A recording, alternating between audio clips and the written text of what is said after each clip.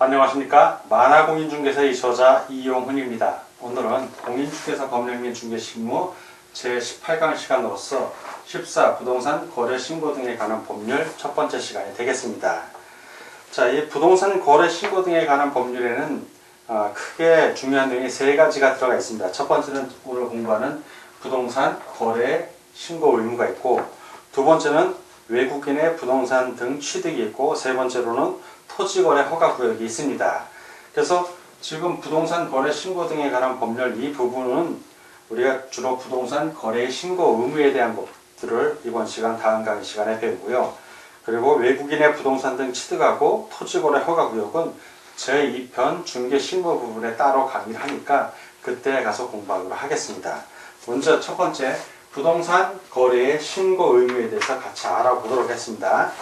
자, 이 거래 신고 의무에 있어서 용어 간단하게 세 가지 정리합니다. 첫 번째, 부동산이란 뭐냐면 토지 또는 건축물을 말합니다. 두 번째, 부동산 등이라고 나오는데 이때의 부동산 등은 부동산, 아까 방금 말한 토지 또는 건축물 하고 부동산을 취득할 수 있는 권리를 말합니다. 권리. 세 번째, 거래 당사자라고 합니다. 거래 당사자는 부동산 등의 매수인과 매도인을 말하고 외국인을 포함합니다. 자, 그래서 부동산 거래 신고 의무에 있어서 첫 번째, 자, 거래 당사자의 신고 의무가 있습니다. 신고 의무. 이건 거래 당사자가 신고를 해야 됩니다. 원칙은 공동 신고를 원칙으로 하고 예외적으로 단독 신고도 가능합니다. 자, 그래서 한번 쭉 읽어보겠습니다. 거래 당사자는 다음의 어느 하나에 해당하는 계약을 체결한 경우 그 실제 거래 가격 등 대통령령으로 정하는 사항을 거래 계약의 체결일부터 60일 이내에 그 권리의 대상인 부동산 등의 소재지를 관할하는 시장, 군수, 구청장에게 공동으로 신고하여야 한다. 다만 거래 당사자 중 일방이 국가, 지방자치단체, 대통령령으로 정하는 자의 경우에는 국가 등이 신고를 하여야 한다. 자, 이거 하나씩 풀어보겠습니다. 자, 거래 당사자가 있습니다. 거래 당사자. 자, 이 거래 당사자는 누구? 바로 매수인하고 매도인입니다. 부동산 등이 매수인, 매도인. 자, 이 거래 당사자 등이 어떤 다음에 해당하는 계약을 체결한 경우, 자, 이 사람들이 어떤 계약을, 계약을 체결을 합니다. 계약 체결. 어떤 것들을 하냐면 크게 세 가지가 나와요. 제일 중요한 거죠. 1번이 부동산의 매매 계약. 자, 부동산의 매매 계약. 자, 토지 또는 건축물 아니면 토지하고 건축물 합친 거 다 포함합니다. 부동산 매매 계약을 하면 그 계약 체결했을 때 신고를 해야 된다는 얘기입니다. 자, 두 번째, 어떤 매매 계약이냐면 택지개발촉진법. 자, 택지개발촉진법. 또 하나, 또 주택법 등에 따른 부동산에 대한 공급계약. 자, 부동산에 대한 공급계약. 세 번째는 자, 어떤 지위의 매매 계약입니다. 지위의 매매 계약. 첫 번째, 이에 따른 지위겠죠. 이에 따른 계약을 통하여 부동산을 공급받는 자로 선정된 지위. 자, 이에 따른 지위입니다. 두 번째는 도시 및 주거환경정비법. 도시 및 주거환경정비법에 따른 관리처분 계획의 인가로 취득한 입주자로 선정된 지위. 자, 이런 것들을 매매계약 했을 때도 역시 신고를 해야 된다는 얘기입니다. 그래서 2번하고 3번의 경우에는 보통 분양권 또는 뭐 입주권 이런 식으로 일반적인 신문에서는 그렇게 표현을 합니다. 그러나 법률 우리 공인중개사법에서는 분양권, 입주권이라고 하지 않고 지위라고 얘기를 해요. 지위. 그래서 뭐 부동산에 대한 공급 계약 아니면 부동산을 공급받는 자로 선정된 지위 그리고 입지자로 선정된 지위 뭐 이런 식으로 지위라고 표현하는 것 꼭 기억해 두십시오. 자, 이러한 계약을 체결을 하면 그 거래 당사자는 신고를 할 의무가 있다는 겁니다. 근데 신고를 하는데 실제 거래 가격 등, 자, 신고 내용이겠죠. 신고 내용을 신고를 하는데, 신고 내용, 이건 뭐 좀 이따 딱 또 설명을 하겠습니다. 언제 하냐? 거래계약 체결일부터 며칠 이내? 60일 이내에 신고합니다. 60일 이내에 신고. 꼭 거래계약 체결일이라는 걸 알아두십시오. 체결한 날, 계약서 쓴 날을 말하는 거예요. 그날이고, 뭐 대금을 완납한 날, 등기 등록한 날, 절대 안 된 거 기억하십시오. 계약 체결일로부터 60일 이내에 부동산 등의 소재지. 자, 권리의 경우에는 권리에 관한 계약의 경우에는 권리의 대상이 부동산을 말합니다. 자, 신고를 하는데 어디다 신고하냐? 그 신고관청이라고 합니다. 신고관청. 이 신고관청이 바로 시장, 군수, 구청장을 말해요. 시군구청장을 말합니다.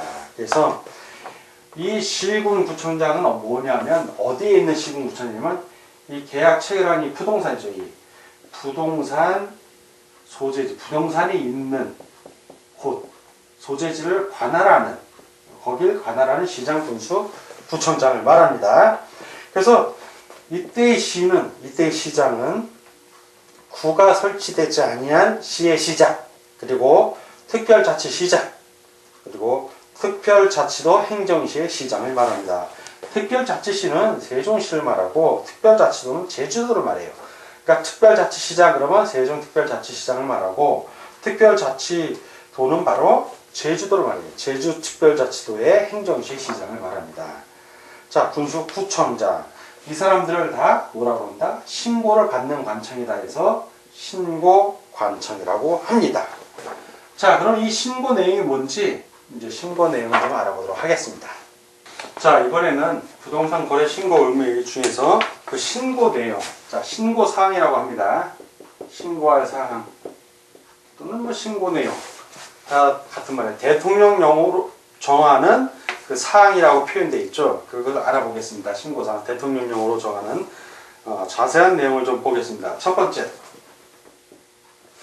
매수인 및 매도인의 인적사항. 자, 매수인, 매도인의 인적사항.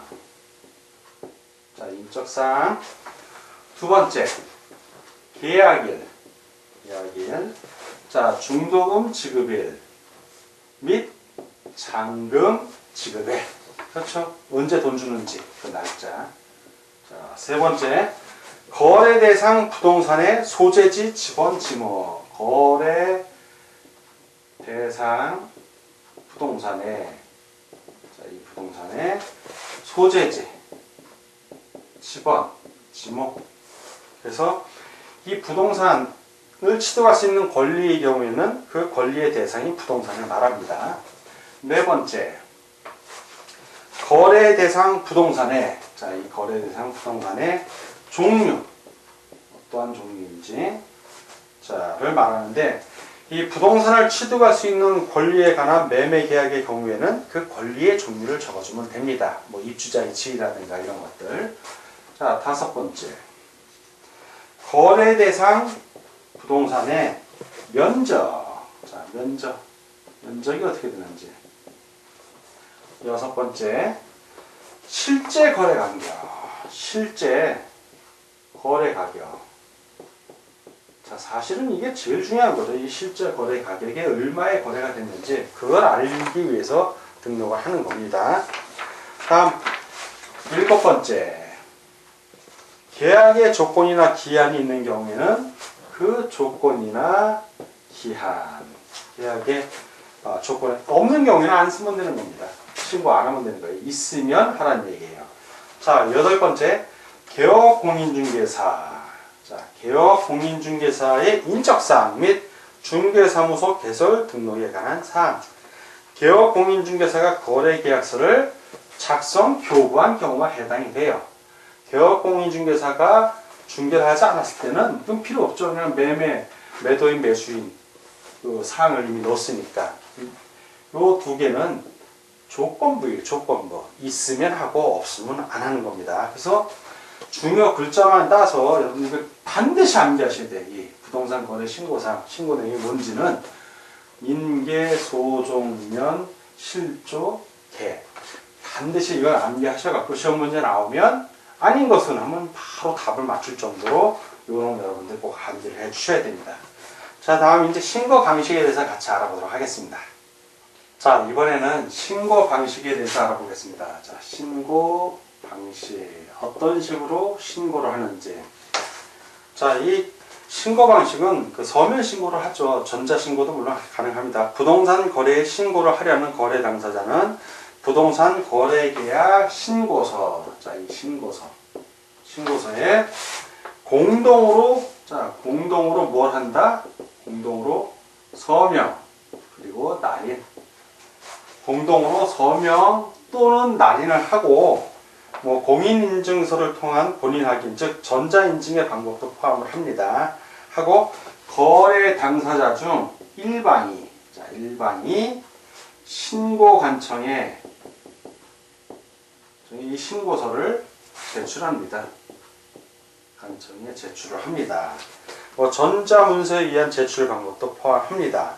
자, 이렇게 공동으로 서명 또는 날인을 하는데 한쪽이 안 하는 경우가 있잖아요. 그래서 거래 당사자 중 일방이 신고를 거부하는 경우에는 상대방이 단독으로, 자, 이게 공동신고예요. 공동으로 서명 또는 날인해서 일방이 이제 하는데 어느 한쪽이 안 하는 경우, 자, 그럴 경우에는 일방이 거부한 경우에요. 그럴 때는 상대방이 단독으로 신고할 수 있습니다. 그래서 이 경우 단독으로 부동산 거래 신고하려는 자는 부동산 거래 계약서 신고서에 단독으로 서명 또는 날인을 한 후 상대방이 신고를 거부하는 사유서. 자, 이제 단독으로 하는 경우에요. 자, 단독으로 하는 경우는 단독으로 서명 또는 날인을 하고, 그리고 사유서가 필요해요. 사유서. 자, 이 상대방이 신고를 거부하는 사유서와 거래계약서 사본을 첨부하여 신고관청에 제출하면 됩니다. 자, 그리고 이때 담당 공무원은 사유서의 사실 여부를 또 확인해야 됩니다. 자, 이번엔 신고 방식이 또 다른 건데, 이제 개업공인중개사가 중개하는 경우에요. 개업공인중개사가 중개하는 경우에는 신고 의무가 발생합니다. 개업공인중개사의 신고 의무. 자, 개업공인중개사 신고 의무 어떤 때? 개업공인중개사가 거래계약서를 작성 교부한 때에는 해당 개업공인중개사가 거래 신고를 하여야 합니다.